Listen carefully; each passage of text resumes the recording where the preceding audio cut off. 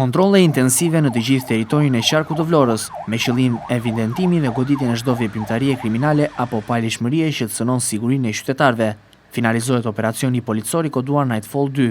Goditet një rast i armbajtjes pa leje, sekuestrohen një armëzjarri pistolet me një krerët me fishek dhe fishek për armëzjarri Kalashnikov.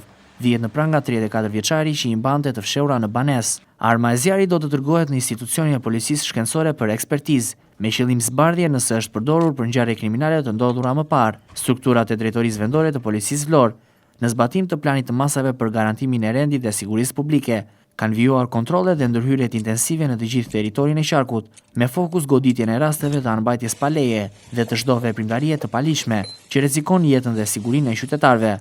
Në këtë kuadër, mbi bazën e informacioneve të siguruara në rrugë operative, shërbimet e komisariatit të policisë Vlorë, mbrëmjen e djeshme organizuan dhe finalizuan operacioni policor të koduar Nightfall 2.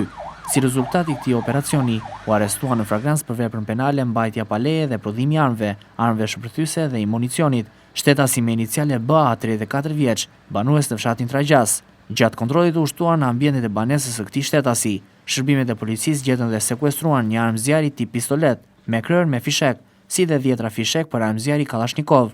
Materialet procedurale ju referuan prokurorisë pranë gjykatës së rrethit gjyqësor Vlorë për veprimet të mëtejshme.